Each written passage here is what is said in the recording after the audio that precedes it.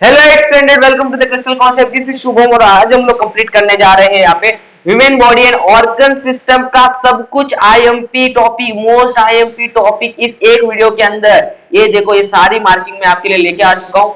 सारी की सारी मार्किंग अगर आप अपने टेक्स्ट बुक में कर लेते हो, उसको पढ़ लेते हो, आपका एग्जाम में कोई बाल भी बाका नहीं कर सकता है। तो लेट्स बिगिन फटाफट फटाफट। सबसे पहला जो हमारे पास यहाँ पे देखो आईएमपी टॉपिक जो है यहाँ पे, वो है रेस्पिरेशन का। External respiration. एक्सटर्नल रेस्पिरेशन दो तरह का है, इंस्पिरेशन और एक्सपिरेशन। इंस्पिरेशन में air is taken in through nose, नाक के मदद से हवा आपके कहा जाती है, अंदर जाती है। नाक के मदद से आपके अंदर एयर जा रहा है, लेकिन आपको पता है जब एयर आपके नोज में जा रही है तो उसके अंदर ऑक्सीजन भी है और बाकी सारी गैसेस भी है जो हवा में प्रेजेंट है। सारा का सारा जाएगा कि नहीं जाएगा? Very good. तो ये हो गया आज का इंस्पिरेशन। एक्सपिरेशन का मतलब क्या हो कि जो भी आपके एयर नोज में गई है उसमें से ऑक्सीजन किस पे चला जाएगा? ब्लड के अंदर। और ब्लड में जो बॉडी से क्या निकलेगा, बॉडी के डिफरेंट डिफरेंट सेल से क्या निकलेगा? Carbon dioxide. और कार्बन डाइऑक्साइड को क्या किया जाएगा? बॉडी के बाहर फेंक दिया जाएगा। उस प्रोसेस को बोलते हैं हम लोग एक्सहेलेशन। आई होप सो समझ में आया। तो हालांकि हम लोग यहाँ पे टॉपिक नहीं पढ़ रहे, हम लोग यहाँ पे आईएमपी टॉपिक की मार्किंग कर रहे हैं। तो फटाफट आगे। फिर है आपका यहाँ पे इंटरनल रेस्पिरेशन। इंटरनल रेस्पिरेशन मतलब क्या होता है? Exchange of gases between cells and tissue. Cells and tissue के बीच में जो गैसेस का एक्सचेंज होता है उसको बोलते हैं हम लोग इंटरनल रेस्पिरेशन। फिर है हमारा सेल्यूलर रेस्पिरेशन, मतलब सेल के लेवल पे। इतना नाक से शुरू हो रहा है और कहां पहुंच रहा है रेस्पिरेशन का प्रोसेस? सेल के लेवल पे। तो इसमें क्या होता है, जो भी हम लोग ऑक्सीजन एंटर कर रहा है वो ऑक्सीजन क्या कर रहा है? ग्लूकोज को ऑक्सीडाइज करने में मदद कर रहा है। और जब आपका ग्लूकोज ऑक्सीडाइज हो जाता है तो यहाँ पे क्या निकलता है? एनर्जी। और ये जो एनर्जी यहाँ पे जो रिलीज होता है वो किसके फॉर्म में रिलीज होता है? एटी के फॉर्म में। बच्चों किसके फॉर्म में रिलीज होता है? एटीपी के फॉर्म में। तो यहाँ पे हम क्या बोलेंगे? यहाँ पे देखो, यहाँ पे ये रिएक्शन आपको ध्यान रखनी है कि अपने बॉडी के अंदर जो भी क्या है बच्चों, अपने बॉडी के अंदर जो भी ग्लूकोज है वो ऑक्सीजन के साथ क्या हुआ? ऑक्सीडाइज हुआ। उसके साथ में 6 molecule of carbon dioxide as a waste product निकला, 6 molecule of water vapour as a waste product निकला। और उसके साथ में जो इंपॉर्टेंट प्रोडक्ट यहाँ पे निकला वो क्या निकला? आपका एटीपी। क्या निकला? 38 एटीपी। क्या निकला आपके साथ में? 38 एटीपी। तो यही है आपकी एनर्जी। बात समझ में आ गया? तो this is your cellular respiration. और ये वाला जो टॉपिक है, ये वाली जो आपकी रिएक्शन है, इट इज वेरी इंपॉर्टेंट। तो प्लीज इसको भूलना नहीं। अभी देखो आगे हम लोग फटाफट नेक्स्ट टॉपिक की तरफ बढ़ते हैं। ऑब्वियसली ये डायग्राम आप सभी को आनी चाहिए।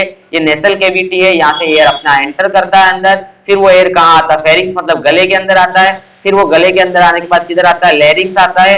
लैरिंग्स के अंदर आने के बाद वो एयर चला जाता है आपका ट्रैकिया के अंदर।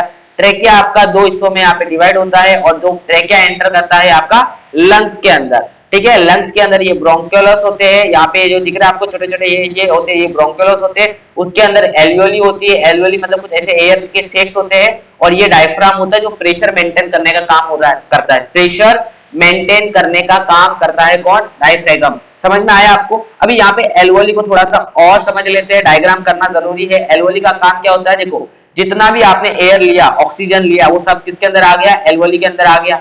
करेक्ट है। अब एल्वियोली के आसपास से क्या गुजरेंगे? ऐसे रास्ते गुजरेंगे जिसमें से क्या फ्लो हो रहा होगा? जिसमें से आपका फ्लो हो रहा होगा ब्लड। जिसमें से क्या फ्लो हो रहा होगा? आपका ब्लड फ्लो हो रहा होगा। अब ये जो ऑक्सीजन है एल्वियोली के अंदर कहाँ पे चला जाएगा? ये चला जाएगा आपका इन कैपिलरीज के अंदर। ये सारा ऑक्सीजन कहाँ चला जाएगा? कैपिलरीज के अंदर। और ब्लड में से कार्बन डाइऑक्साइड वापस कहाँ चला जाएगा? एल्वियोली के अंदर। कार्बन डाइऑक्साइड कहाँ चला जाएगा? एल्वियोली के अंदर। तो इस तरीके से देखो, मतलब क्या बोल रहा हूँ, एल्वियोली के अंदर कार्बन डाइऑक्साइड एंटर करेगा और ऑक्सीजन क्या निकलेगा? बाहर निकल के किसके अंदर मिक्स हो जाएगा? बाहर निकल के मिक्स हो जाएगा ब्लड के साथ में। बात समझ में आ गया? और वो अलग अलग बॉडी के तक चला जाएगा। हालांकि ये आईएमपी, इसके लिए मैंने आपको थोड़ा बहुत एक्सप्लेनेशन इसका दे दिया है। ठीक है ना? फटाफट अभी हम आगे बढ़ते हैं। थोड़ा सा यहाँ पे चेंजेस मेरे को कुछ करना है, कर लेते हैं। ये चेंजेस कर लिया आगे। फिर यहाँ पे आप लोग यहाँ पे ये डायग्राम देखो, ये अपना जो एल्वियोली का डायग्राम है, ये आप लोग चेकआउट कर सकते हो।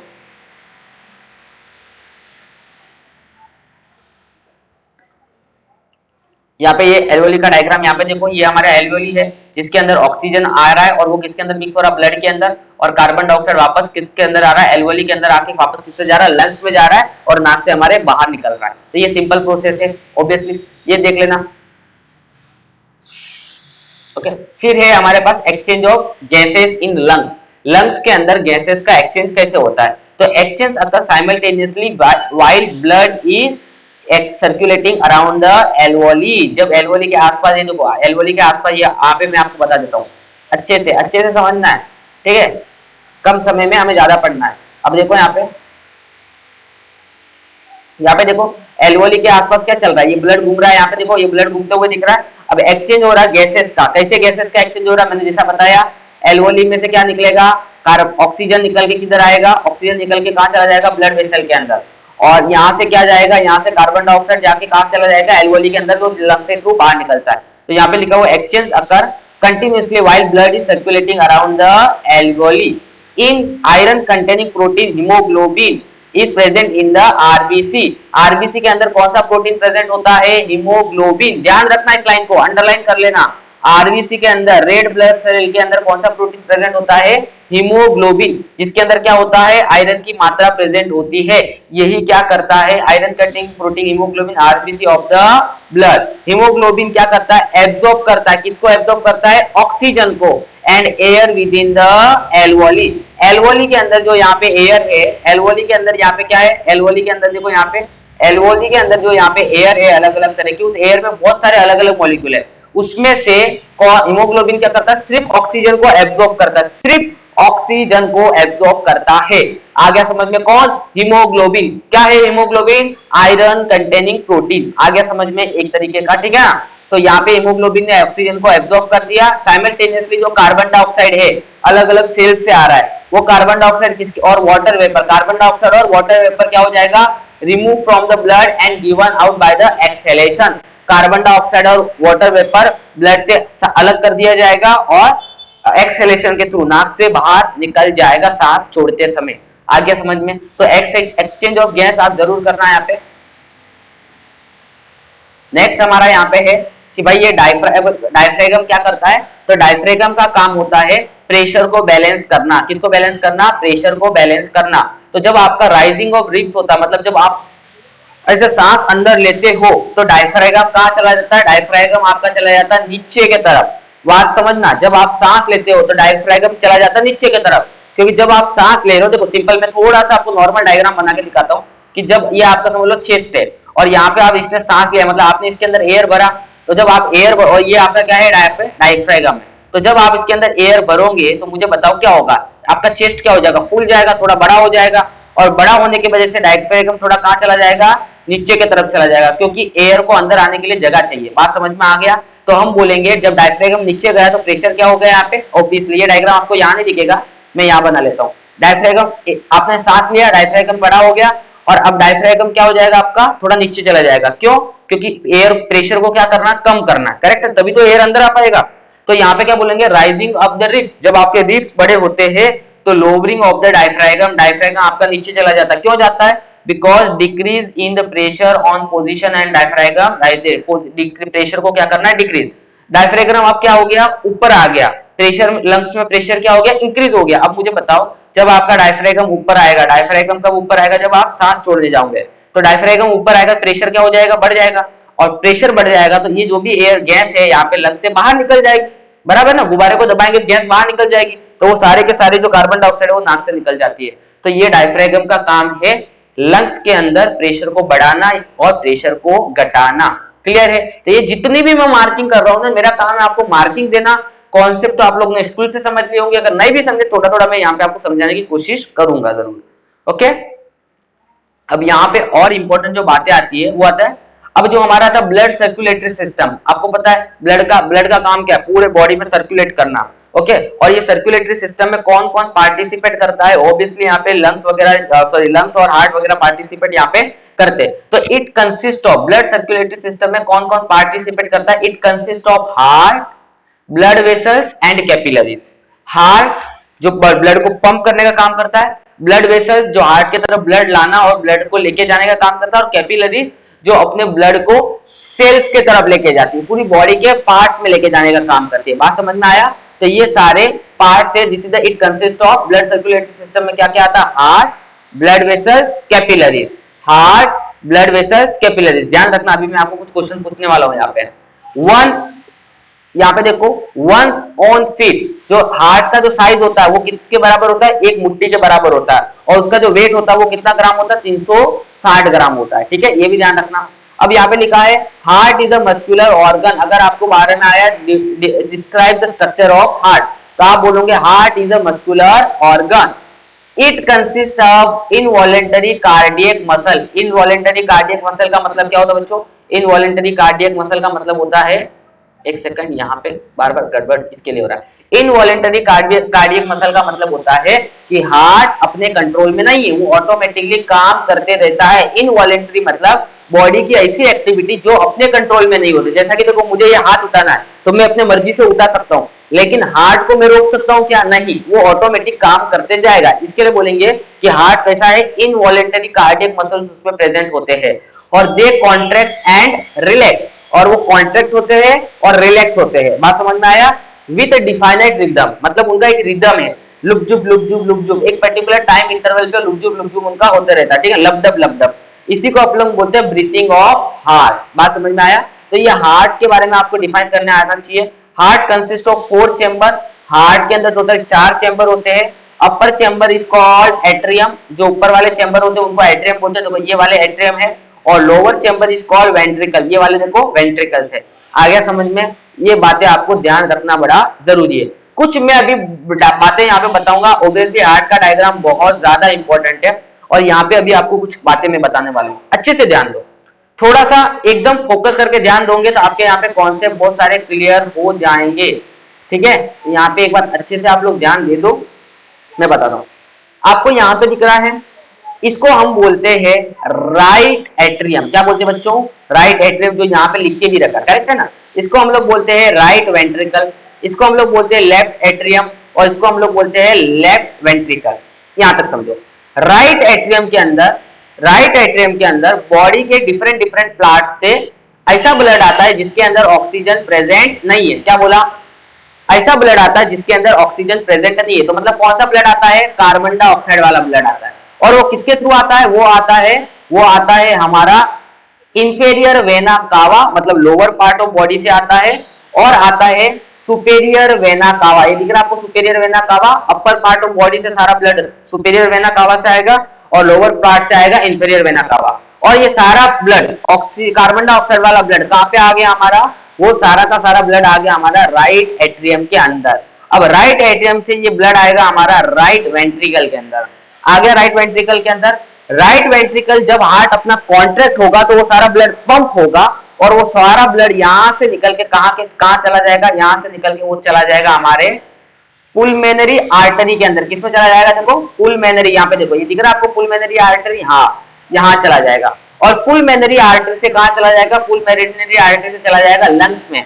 अब सवाल आता है लंग्स में क्यों गया, क्योंकि इस ब्लड में कार्बन डाइऑक्साइड है, तो वो कार्बन डाइऑक्साइड को वहां से निकालेगा और ऑक्सीजन उस ब्लड में भरेगा। अब ये सारा ब्लड जो बिना कार्बन डाइऑक्साइड वाला आपके लंग्स में पहुंचा, कार्बन डाइऑक्साइड वाला लंग्स में पहुंचा था, लंग्स के जगह पे वहां पे कार्बन डाइऑक्साइड अलग हो गया होगा, और उसके अंदर ब्लड के अंदर ऑक्सीजन डाल दिया होगा। अब वो सारा ऑक्सीजन वाला ब्लड, अभी अच्छे से और समझते हैं इसको सबको हटा देते, लेकिन अभी जो हमने मार्किंग यहाँ पे किया है, अब वो सारा ऑक्सीजन वाला ब्लड जो लंग्स में तैयार हुआ है, वो सारा इधर आएगा किसके थ्रू, ये दिख रहा आपको, ये दिख रहा आपको, इसको अपन बोलते हैं, इसको हम लोग बोलते हैं राइट पुलमेनरी वेन, और यहाँ पे हमारे है लेफ्ट पुलमेनरी वेन के थ्रू ये हमारे कहाँ आएगा, ये सारा का सारा ब्लड हमारा आ जाएगा लेफ्ट एट्रियम के अंदर। किसके अंदर आया, लेफ्ट। तो आप बोलोगे सर लेफ्ट एट्रियम के अंदर कौन सा ब्लड आया, सारा का सारा कौन सा ब्लड आ गया, ऑक्सीजन वाला। और कौन लेके आया, वेंस लेके आया। कौन लेके आया, वेंस। अब ये सारा ब्लड कहाँ चला जाएगा, ये चला जाएगा लेफ्ट वेंट्रिकल के अंदर, और जब हार्ट पंप होगा तो ये सारा ब्लड यहाँ से निकल के लेफ्ट वेंट्रिकल से निकल के कहाँ चला जाएगा, बॉडी के अलग अलग पार्ट में, जहाँ पे ऑक्सीजन वाले ब्लड की क्या है, जरूरत है। जहाँ पे देखो ऑक्सीजन वाले ब्लड की क्या है, जरूरत है। तो ये सारा ऑक्सीजन वाला ब्लड बॉडी के अलग अलग पार्ट में जाएगा लेफ्ट वेंट्रिकल के थ्रू। तो प्लीज ये डायग्राम पूरा बना लेना आप लोग अच्छे से, ठीक है। और एक बात बताता हूँ, ये जो वेन दिख रहा है आपको, और यहाँ पे जो और यहाँ पे वेन हमने देख लिया, और हमें यहाँ पे जो टर्म पे ध्यान देना है वो है हमारा आर्टरी। तो वेन और आर्टरीज पे ध्यान देना अच्छे से, क्योंकि बहुत इंपॉर्टेंट यहाँ पे कॉन्सेप्ट काम आने वाला आगे जाके आपको। अब यहाँ पे डिफरेंस आता है यहाँ पे आपको एक टॉपिक पूछा जाता है ब्लड वेसल। तो ब्लड वेसल दो तरह के होते हैं, एक होती है आर्टरीज और एक होती है वेन। आर्टरी का मतलब blood vessel which carry blood away from the heart. वो आर्टरीज का मतलब होता है वो ब्लड वेसल जो हार्ट से दूर ब्लड लेके जा रही है। दूर मतलब कहाँ लेके जा रही है? लंग्स के तरफ लेके जा रही है। कहाँ लेके जा रही है? सॉरी, दूर मतलब कहाँ लेके जा रही है? बॉडी के अलग अलग पार्ट में, बॉडी के अलग अलग पार्ट में। तो आर्टरीज क्या होती है? वो ब्लड वेसल्स होती है जो बॉडी के अलग अलग पार्ट में ब्लड लेके जाती है, मतलब ब्लड हार्ट से दूर लेके जाती है। समझ में आया? Carry oxygenated blood. आर्टरी कौन सा ब्लड कैरी करती है? ऑक्सीजनेटेड और deeply located in the body and their walls are thick. ये ब्लड के अंदर, बॉडी के अंदर डीपली मतलब एकदम अंदर घुसी हुई रहती है और इनका जो वॉल होता है उसकी थिकनेस क्या होती है? थोड़ी सी ज्यादा होती है। समझ में आया आपको? यहाँ पे देखो आर्टरीज आपको यहाँ पे दे रखी है, इसका जो ये वॉल दिख रहा है आपको, इसका थिकनेस क्या है? ज्यादा है। This vessels do not have walls. Walls का मतलब देखो यहाँ पे आपको वैन दिख रहा है, वैन में यहाँ पे एक दरवाजा दिख रहा है आपको, ये वाला दरवाजा देखो, ये वाला, इसके अंदर ऐसा कोई दरवाजा नहीं होता है। उसी तरीके से वेंस के बारे में क्या होता है? Vessels carry blood towards the heart. Veins का काम होता है ब्लड को हार्ट की तरफ लेके आना। वेंस कौन सा ब्लड कैरी करती है? Deoxygenated blood. क्या करती है? All the veins except the ones from lungs. Okay, तो वो लंग्स यहाँ पे कौन सा ब्लड कैरी करती है? डीऑक्सीजनेटेड ब्लड कैरी करती है।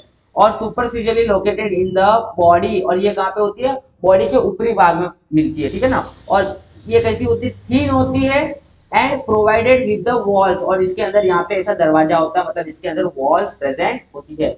बात समझ में आ गया आपको? तो इतना सिंपल तरीके से हमने ये पूरा काम यहाँ पे कर दिया है, ठीक है। तो आर्टरी समझ में आ गया, वेन समझ में आ गया, और यहाँ पे जो सवाल यहाँ पे पूछा जाता है वो आता है difference between arteries and veins का सवाल पूछा जाता है। कौन सा? Difference between arteries and veins. तो ये डायग्राम आप देख लेना। हार्ट कितना बीट्स दिखाता है? 72 beats of the heart per minute. एक मिनट में हार्ट 72 बीट्स दिखाता है। Heart pump about 75 ml of blood during the each beat. एक बीट में हार्ट 75 ml जितना ब्लड पंप कर चुका रहता है। समझ में आया? Process of pumping of the blood, process of pumping of the various part of the body and bringing the back toward the heart is called blood circulation। Blood circulation का मतलब क्या है? बॉडी के अलग अलग पार्ट में blood लेके जाना और वहां से वापस लेके आना, इसी प्रोसेस को हम बोलते हैं blood circulation. Oxygenated blood is deep red colour, salty in taste and उसका जो पीएच होता है वो कितना होता है? 7.4। आपको ध्यान रखना है पीएच कितना होता है ब्लड का? 7.4 होता है। कितना होता है ब्लड का पीएच? टोटल पीएच होता है 7.4। ओके, अब मेरे लिए मैं आपको यहाँ पे एक क्वेश्चन पूछने वाला हूँ, जल्दी से देखते हैं, लेट्स सी कितने लोग इस क्वेश्चन का आंसर हमें दे पाते हैं। ओके, तो सबसे पहला सवाल जो आपको यहाँ पे पूछा जाएगा, यहाँ पे देखो, RBC of blood content dot dot of the iron compound. तो मैंने बताया था आपको एच से इसका शुरुआत होता है। तो देखते हैं कितने लोग कमेंट सेक्शन में इसका आंसर हमें देते हैं। RBC of blood content dot dot of the iron compound. अब यहाँ पे आपको ऑड मैन आउट चूज करना है। Trachea, alveoli, diaphragm, capillaries. तो ऑब्वियसली कैपिलरी हो जाएगा, क्यों? Because capillary is a part of heart, या you can say capillary is a part of blood circulation. Blood circulation का पार्ट है। और ये सारे किसके पार्ट है? ये सारे पार्ट है हमारे लंग्स के पार्ट है। समझ में आया आपको? तो ये आपको यहाँ पे ऑड मैन आउट हो जाएगा यहाँ पे। ओके, और कोई क्वेश्चन है तो मेरे को आपको बताना अच्छा लगेगा। यहाँ पे हमने यहाँ पे देखो ब्लड सर्कुलेशन का डेफिनेशन देख लिया है। नेक्स्ट हमारे पास हमने पीएच वगैरह देख लिया है। अभी हमारे पास आता है यहाँ पे ब्लड्स के बारे में। ब्लड क्या होता है? तो ब्लड का हमने देख लिया, उसमें से हमारा ध्यान रखना है ब्लड दो तरह की चीजें होती है। एक तो प्लाज्मा होता है। प्लाज्मा में देखो क्या क्या इंपॉर्टेंट है, यहाँ पे एल्बुमिन और ग्लोबुलिन और फिब्रिनोजेंस और प्रोथ्रोम्बिन, ये सारे प्रोटीन बहुत ज्यादा इंपॉर्टेंट है। ये किसके अंदर आते हैं? ये सारे के सारे आते हैं प्लाज्मा के अंदर। प्लाज्मा की डेफिनेशन यहाँ पे लिखी है, it is the pale yellow clear and slightly alkaline in fluid. यहाँ पे ध्यान रखना प्लाज्मा। एल्बुमिन का काम क्या है? Distribution of the water all over the body, पूरे बॉडी में पानी को पहचाना। प्रोटेक्शन काम करता है ग्लोबुलिन। और प्रोथ्रोम्बिन और फिब्रिनोजन का काम क्या है? Help in the blood clotting process. Blood clotting process में हेल्प करते हैं। मतलब क्या होता है कि अगर आपको कहीं लग जाए तो जब वहां लग जाए तो वहां क्या हो जाता है? सूख जाता है वो थोड़े दिन में। इसका मतलब आपका ब्लड क्या हो चुका है? यहाँ पे क्लोट हो चुका है, ठीक है। रेड ब्लड कॉर्पस्कल्स मतलब क्या होता है? RBC cells appear red due to the haemoglobin. RBC लाल क्यों दिखता है? हीमोग्लोबिन के वजह से। Oxygen dissolve in the blood due to the haemoglobin. Oxygen blood के अंदर क्यों डिजोल्व होता है? Due to the haemoglobin. 50 से 60 लाख, 50 से 60 लाख आरबीसी प्रेजेंट होती है। वो ईच क्यूबिक मिलीमीटर के अंदर, 1 मिलीमीटर के अंदर 50 से 60 लाख आरबीसी प्रेजेंट होती है। 50 टू से 60 लाख, मतलब आपको समझ में आ रहा है आरबीसी बहुत छोटा सेल है, ठीक है। RBC produce in the red bone marrow, बहुत इंपॉर्टेंट, आरबीसी कहाँ प्रोड्यूस होता है, रेड बोन मैरो के अंदर, तो ये ध्यान रखना। अब हम बात करते हैं white blood cell. White blood cells जो होते हैं वो रेड ब्लड सेल से थोड़े बड़े होते हैं। इसके लिए वो 5000 से 10,000 आते हैं पर मिलीमीटर के अंदर, पर क्यूबिक मिलीमीटर के अंदर कितने आते हैं, 5000 से 10,000 के आसपास, ठीक है ना। 5 टाइप्स ऑफ डब्ल्यूबीसी यहाँ पे होती है, बेसोफिल्स, इओसोफिल्स और न्यूट्रोफिल्स, मोनोसाइट्स और लिम्फोसाइट्स। तो टोटल 5 टाइप्स की यहाँ पे अलग अलग तरह की डब्ल्यूबीसी होती है। WBC are produce in red bone marrow, WBC भी कहाँ प्रोड्यूस होती है, रेड बोन मेरो में, और आरबीसी भी प्रोड्यूस होती है रेड बोन मेरो के अंदर। WBC act as a soldier in our body, मतलब क्या, अगर आपको कोई बीमारी हो गई, अगर आपको कोई प्रॉब्लम आ गई, इंटरनल प्रॉब्लम या बीमारी हो गई है, तो डब्ल्यूबीसी उस हेल्थ प्रॉब्लम से या उस पैथोजन से, उस फॉरेन पार्टिकल से फाइट करने में आपकी मदद करती है। एक तरह का डब्ल्यूबीसी से आपका इम्यून सिस्टम पूरी तरह से क्या होता है, रिलेट होता है, ठीक है। यहाँ पे प्लेटलेट्स के बारे में ध्यान रखना, प्लेटलेट का काम है clotting of the process, blood clot करने का काम करता है, ब्लड को गाढ़ा कर लेता है अगर आपको कोई लग वगैरह रह जाए तो, ठीक है। तो ब्लड क्लोटिंग प्रोसेस में काम करता है। अब आपको इसका आंसर यहाँ पे बताना है, pH of oxygenated blood is, oxygenated blood का पीएच कितना होता है, देखते कितने लोग बताते हैं। इसका आपको ऑड मैन आउट बताना है, न्यूट्रोफिल्स, ग्लोबुलिन्स, एल्बुमिन्स और प्रोथ्रोम्बिन्स। अभी आपको मैंने बताया ग्लोबुलिन्स, एल्बुमिन्स और प्रोथ्रोम्बिन्स ये क्या थे, ये सारे के सारे हमारा क्या था, यहाँ पे अगर ऊपर जाओगे तो आपको समझ जाएगा ये सारे के सारे क्या थे अपने, ये सारे के सारे प्रोटीन्स थे, बराबर कि नहीं। ये प्लाज्मा के अंदर पाने जाने मिलने वाले प्रोटीन्स थे। लेकिन यहाँ पे जो हमारा न्यूट्रोफिल्स था, ये क्या है, neutrophils is a type of WBC, neutrophils is a type of WBC. तो हमारा आंसर क्या हो जाएगा यहाँ पे, हमारा आंसर हो जाएगा यहाँ पे न्यूट्रोफिल्स, ठीक है। तो ये ध्यान रखना। ऑब्वियसली ये क्वेश्चन हमेशा पूछा जाएगा, फंक्शंस ऑफ ब्लड, ब्लड का काम क्या है, ब्लड का काम है ट्रांसपोर्ट ऑफ गैसेस, गैसेस को ट्रांसपोर्ट करने का काम है, transport of nutrient, transport of waste material, protection करने का काम है ब्लड का अपना, transport of enzymes and hormones, thermoregulation मतलब बॉडी का टेम्परेचर मेंटेन करने का काम है। अपना ह्यूमन बॉडी का नॉर्मल टेम्परेचर कितना होता है, 37 डिग्री, कितना होता है 37 डिग्री। ह्यूमन बॉडी का नॉर्मल टेम्परेचर कितना होता है बच्चों, यहाँ पे बता रखा है 37 डिग्री। और platelets and protein is called fibrinogens, यहाँ पे क्या लिखा, bleeding occur at the injury, platelets and protein called blood form the clot and seal the injury। जब भी आपको कोई घाव लग जाए तो वहां पे सूख जाता है, किसके वजह से, प्लेटलेट्स के वजह से और फिब्रिनोजेन के वजह से, और वो फिब्रिनोजेन का एक तरह का प्रोटीन है यहाँ पर। चलो अब हमारे ब्लड ग्रुप, जो मेन ब्लड ग्रुप होते हैं कितने टाइप के होते हैं, ए बी और ए बी और ओ टाइप के होते हैं, और इनके पीछे प्लस माइनस हम लोग लगा देते हैं, तो टोटल कितना टाइप का ब्लड बन जाता है हमारा, 8 टाइप का ब्लड होता है, ठीक है। ये ध्यान रखना आप लोग, टोटल कितना टाइप का ब्लड होता है, 8 टाइप का। ब्लड डोनेशन, ब्लड डोनेशन क्यों इंपॉर्टेंट है, एक क्वेश्चन आता है why blood donation is important, तो ये सब आप लिखना, क्योंकि जब भी ज्यादा ब्लीडिंग हो जाए, एक्सीडेंट हो जाए, किसी को कैंसर हो जाए, तो ब्लड की बहुत ज्यादा जरूरत पड़ती है। जैसे कि एनीमिया बीमारी है, थैलेसीमिया बीमारी है, इन ऐसे पेशेंट को भी ब्लड की बहुत जरूरत पड़ती है, तो ऑब्वियसली ब्लड डोनेशन बहुत इंपॉर्टेंट है। एक क्वेश्चन यहाँ पे पूछा जाता है, blood donation is considered best donation, तो उसके अंदर आप एक तो ये आंसर लिख सकते हो, क्योंकि ब्लड डोनेशन की बहुत रिक्वायरमेंट है, इसके लिए उसको बेस्ट डोनेशन हम लोग बोल सकते हैं। यहाँ पे सब लिखा हुआ, वो बहुत लोगों की लाइफ सेव कर लेता है, ब्लीडिंग एक्सीडेंट, यहाँ पे सर्जिकल ऑपरेशन के समय में काम आता है, तो ध्यान रखना ये आप अच्छे से। फिर यहाँ पे है O is a called universal donor, जो ब्लड ग्रुप O होता है उसको यूनिवर्सल डोनर बोलते हैं, और जो ब्लड ग्रुप AB होता है उसको रिसिपिएंट बोलते हैं, मतलब यूनिवर्सल एक्सेप्टर, वो किसी से भी ब्लड ले सकता है, उसको कोई दिक्कत नहीं पड़ेगी। Pressure recorded during the contraction, जब आपका हार्ट कॉन्ट्रैक्ट हो जाता है उस समय में जो प्रेशर रिकॉर्ड किया जाता है उसको हम लोग बोलते हैं सिस्टोलिक प्रेशर, और जब आपका हार्ट रिलैक्स होता है तो उस समय जो प्रेशर मेजर किया जाता है उसको बोलते हैं डायस्टोलिक प्रेशर। तो ये ध्यान रखना, कॉन्ट्रैक्शन समय वाले प्रेशर को हम लोग सिस्टोलिक बोलते हैं, और रिलैक्स वाले प्रेशर को हम लोग बोलते हैं डायस्टोलिक, ठीक है ना, इतना ध्यान रखना। फिर आता है हाइपरटेंशन, हाइपरटेंशन का मतलब आपका blood pressure normal blood pressure से क्या हो जाए, हाई हो जाए, तो उसको बोलेंगे हम लोग हाइपरटेंशन, ये ध्यान रखना।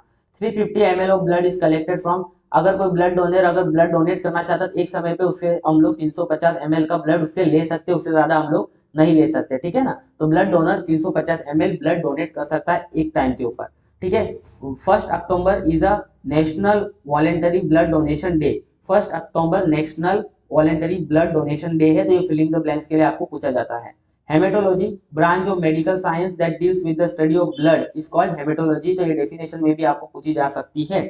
अभी आपसे मेरा रिक्वेस्ट है कि लेट्स सी, यहाँ पे देखते हैं कि यहाँ पे हार्ट बीट का आंसर क्या होगा। अभी मैंने बताया है हार्ट कितना बार बीट करता है एक मिनट के अंदर, जो वो हमारा यहाँ पे आंसर होगा। आरबीसी के रिलेटेड क्या होगा, तो इस मैच द फॉलोइंग का आपको आंसर कमेंट सेक्शन में कैसे बताना मैं बताता हूँ। मान लो फर्स्ट का आंसर यहाँ पे डी है, मुझे नहीं पता क्या है, लेकिन मान लो फर्स्ट का आंसर डी है, आपको ऐसा बताना फर्स्ट का डी, ऐसा 1D लिख दो आप, मुझे समझ जाएगा। सेकंड का मान लो ए, तो 2A लिख दो।